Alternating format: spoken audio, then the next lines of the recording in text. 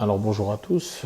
Aujourd'hui, on va parler de la fiscalité, des salaires, du temps de travail et des retraites pour les frontaliers français qui donc travaillent en Suisse. Concernant la fiscalité, certaines différences vont quand même exister en fonction du canton dans lequel vous travaillez. Je vais pouvoir vous parler plus précisément du canton de Genève, car c'est celui dans lequel j'ai travaillé. Pour le canton de Genève, c'est assez simple puisque votre impôt sera directement prélevé à la source, de la même manière que c'est le cas aujourd'hui en France. Donc votre salaire net sera bien sûr impôt déduit. Vous n'aurez pas d'impôt à repayer à la fin de l'année comme ça pouvait être le cas auparavant en France. Euh, Chose importante, chaque année, vous devrez donc indiquer par un document que vous recevrez normalement via votre employeur ou directement à domicile, vous devrez statuer de votre situation ou des changements de situation à l'administration fiscale suisse. Dans un premier temps, chaque année, donc c'est un document à remplir qui s'appelle l'autorisation de prélèvement à la source de l'impôt. Et côté français, vous aurez votre déclaration fiscale à faire, comme chaque année, comme vous la faisiez. Mais bien sûr, elle devra comporter certaines petites options à cocher, on va les appeler comme ça, certains petits détails à régler. Je ne vais pas rentrer dans le détail de la fiscalité parce que en fonction de votre situation, il y a beaucoup malheureusement de différences qui pourraient subsister. Ce que je vous conseille, c'est directement pour les nouveaux frontaliers, c'est d'ailleurs ce que j'avais fait, de vous rendre directement physiquement au centre des impôts de votre commune en France, qui sont sensibilisés à ces problèmes et qui sauront vraiment vous aiguiller pour pouvoir remplir votre déclaration d'impôt afin de leur signaler que votre impôt a déjà été déduit et que vous n'ayez pas un second prélèvement. Euh, J'insiste sur le fait de le faire dans les temps parce que, et de le faire bien surtout, parce que vous pourriez être amené à voir l'impôt vous être prélevé deux fois. C'est arrivé à certains de mes collègues frontaliers. Donc voilà, le plus simple est vraiment de vous rendre directement dans un centre des impôts, de prendre du temps et qu'on vous explique précisément ce que vous devez faire et la manière dont vous devez le faire. Ce n'est pas compliqué, mais ça demande quand même un explicatif. Alors, concernant la retraite en Suisse va s'articuler autour de trois axes, trois piliers. La retraite, et l'âge légal pour la retraite pour les hommes est à 65 ans, pour les femmes à 64 ans. Elle peut être anticipée de 2 ans à raison de 6,8% de décote par an. La retraite se décompose sous ce qu'on appelle les trois piliers. Le premier pilier s'appelle l'AVS, c'est obligatoire. Il s'agit d'une somme qui est prélevée entre votre salaire brut et votre salaire net. Chaque mois, vous contribuez à cette rente et dès que vous demanderez votre départ à la retraite, un calcul sera effectué pour vous débloquer une rente de la même manière que ce que vous connaissez en France. Le deuxième pilier est une autre somme qui est prélevée entre votre salaire brut et votre salaire net.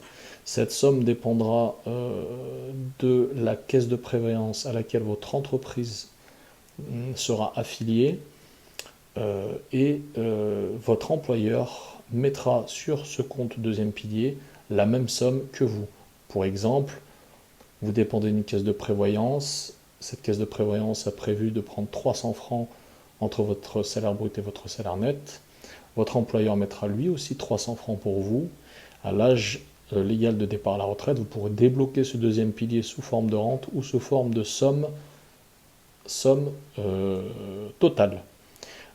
Ce deuxième pilier est débloquable quant à lui avant l'âge de départ légal à la retraite. Si vous faites un achat immobilier, si vous faites des travaux dans votre résidence principale ou si vous partez définitivement de Suisse, avec bien sûr un montant plancher.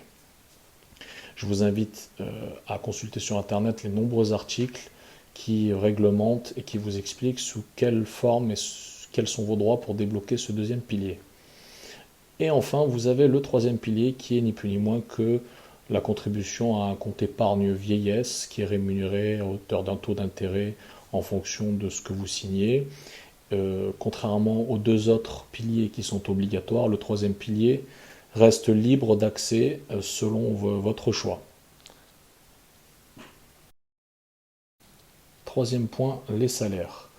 Donc effectivement, c'est la raison principale pour laquelle les Français viennent travailler en Suisse en tant que frontaliers, puisque les salaires proposés sont bien supérieurs à ceux qui sont proposés en France. Je ne m'avancerai pas aux différents salaires que vous pourriez toucher, puisque cela dépendra vraiment de votre statut et de vos compétences. Cela dit, on peut partir sur une moyenne qui consisterait à dire que le salaire que vous toucherez en Suisse, une fois vos assurances maladie payées, une fois vos charges payées et les impôts payés, correspondra entre 2 et 3 fois ce que vous touchez en France. C'est vraiment une moyenne.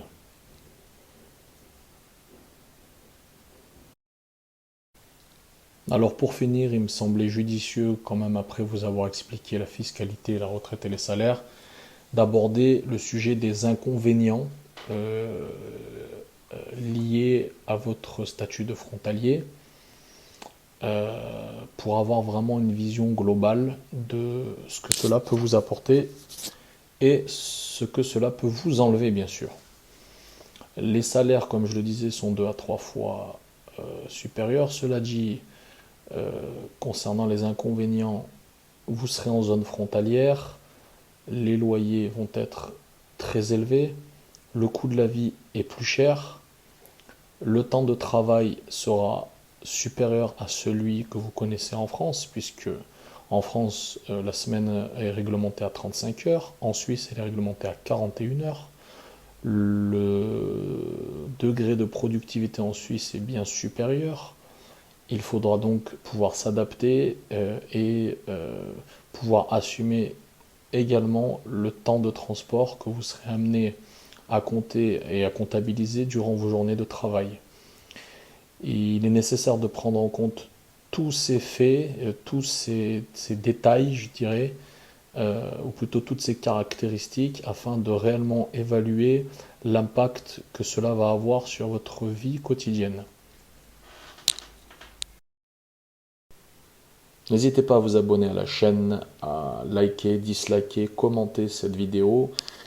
Et n'hésitez pas à me dire ce dont vous avez besoin. Je serai très heureux de pouvoir partager mon expérience de frontalier avec les nouveaux arrivants. Voilà.